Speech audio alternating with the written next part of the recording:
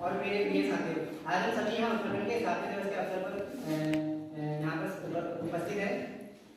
हम सभी यहाँ उत्तराखंड के स्थापना दिवस के अवसर पर एक लघु नाटक प्रस्तुत करने जा रहे हैं। यह नाटक संघर्ष, समर्पण और एकता की कहानी है, जिससे हमारे प्यारे उत्तराखंड को एक अलग पहचान दिलाई। तो आइए इस ऐतिहासिक यात्रा के साथ चलें। हमारे नाटक का शीर्षक है उत्तराखंड की कहानी। नारायण, राधा, मोहन,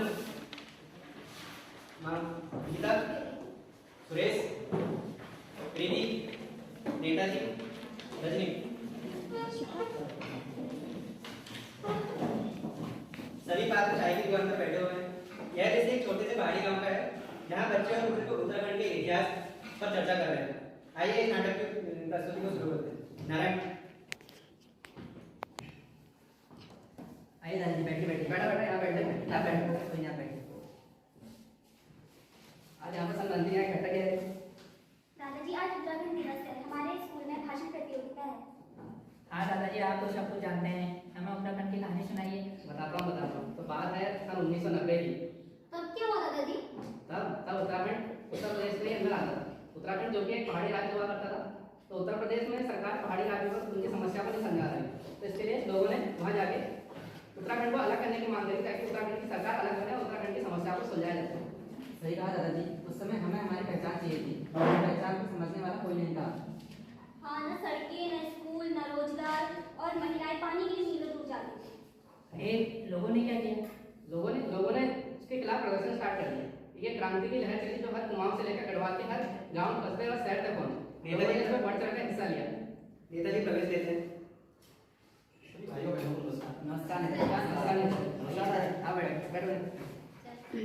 क्या नाम नेताजी जी?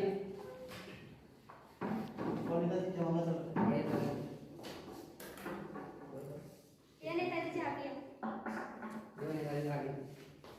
सही कहा नारायण ने, सही कहा आपने। लोगों की मांग इतनी प्रबल थी कि सरकार को सुनना ही पड़ा। 1990 के दशक में पहाड़ी क्षेत्रों में लोगों को महसूस हुआ कि उनकी बातें सुनने वाला कोई है नहीं, इसलिए उन्होंने एक अलग राज्य की मांग करी। प्रदर्शन और संघर्ष के बारे में संवाद को जारी रखते हुए आगे। तो दादाजी कब बना उत्तराखंड? उत्तराखंड का जो स्थापना हुई वो हुई आपकी 9 नवंबर 2000। उत्तर प्रदेश से अलग हो गया हमारा उत्तराखंड राज्य था। अब बहुत से बदलाव हुए। हाँ, स्कूल बने, सड़कें और रोजगार के अवसर मिल रहे हैं। लेकिन दादाजी क्या आप सब कुछ ठीक है? नारा गांधी आपके टीम में बहुत सारी समस्याएं थी, उनको सुलझाना पड़ा हमको। उत्तराखंड में जो कुछ भी लोग थे उनको सबको मिलकर एक समस्या को सुलझाना पड़ा, ताकि हमारा उत्तराखंड एक भल राज्य हो। सही कहा, सब मिलकर उत्तराखंड का मिलकर विकास करेंगे, ये हमारा लक्ष्य है। सही कहा दादाजी, जो कहानी हमेशा हमें याद रहेगी। और आखिर अंत में 9 नवंबर 2000 को उत्तराखंड को उसकी असली पहचान मिली। यह कहानी केवल एक राज्य के निर्माण की नहीं, बल्कि एकता, संघर्ष और साहस की है। अब रजनी द्वारा कुछ सुंदर पंक्तियां प्रस्तुत की जाएंगी।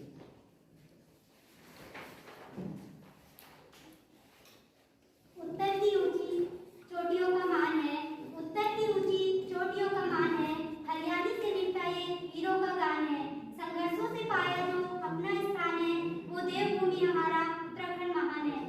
धन्यवाद।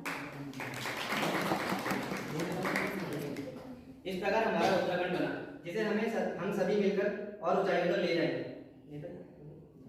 नेताजी मुझे शब्द आख्यान प्रस्तुत करेंगे।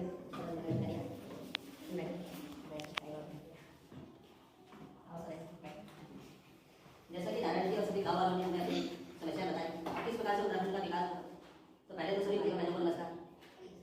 हम आपका ध्यान उत्तराखंड के ग्रामीण क्षेत्रों की ओर ले जाना चाहते हैं, जहाँ कृषि, पशुपालन तथा रोजगार जैसी कई समस्याएं उत्पन्न होती, जैसे पेयजल तथा सिंचाई की समस्या, खेतों में बंदर, सुअर, मुर्गियों और आवारा मवेशियों द्वारा नुकसान पहुंचाया जाना, खेतों की चकबंदी न होने से कृषि कार्य तथा गाय चराने की समस्या, गुलदार अथवा बाघ की समस्या, युवाओं में बेरोजगारी की समस्या, ग्राम प्रधान तथा विभिन्न विभागों में भ्रष्टाचार की समस्या। हमारे उत्तराखंड राज्य में विषम भौगोलिक परिस्थितियों के कारण कई समस्याएं तो है, किंतु उनका निदान और समाधान भी हो सकता है। आज 9 नवंबर उत्तराखंड राज्य स्थापना दिवस है। इस राज्य के निर्माण में लोगों ने काफी संघर्ष की, हमें भी उनसे संघर्ष की प्रेरणा लेनी चाहिए कि राज्य निर्माण हेतु ये लोग अनशन तथा शहीद कब हो सकते हैं, तो क्या हम लोग थोड़ा संघर्ष करके विषम परिस्थितियों के अनुकूल स्वयं को नहीं डाल सकते? उत्तराखंड का विकास उत्तराखंड के निवासियों को ही करना होगा। उत्तराखंड के पर्वतीय क्षेत्रों में सन 1920 ईस्वी से अब तक सहमति नहीं हो सकी, लेकिन हम लोग यदि अनेक में एक हो जाएं तो हम सामूहिक तौर तरीके से खेती कर सकते हैं। सिंचाई हेतु ड्रिप फुहारा आदि साधनों तथा ग्राम प्रधान को भी इसका चिंतन करना चाहिए। खेतों में जंगली मुर्गियां, सुअर और बंदर नुकसान करते हैं, किंतु यह भी ध्यान रखें कि ये जीव पर्यावरण मित्र भी है, प्रकृति में इनका होना आवश्यक है। इसलिए इन मुर्गी, सुअर, बंदर तथा हिरन आदि को मारना भी उचित नहीं। आज कई जीव प्रजातियां विलुप्त हो गई हैं। कस्तूरी मृग तथा जंगली मुर्गे भी IUCN की रेड डेटा बुक में संकटात्मक प्रजातियों में रखे गए हैं, अतः मारना इनका समाधान नहीं हो सकता।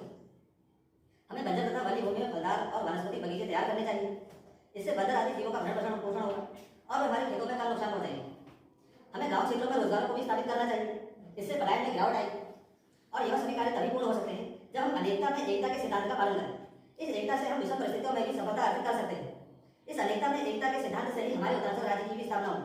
आज के समय में हम सभी शिक्षित लोगों को अनेकता में एकता बनाकर उत्तराखंड राज्य और देश के विकास में योगदान करना चाहिए।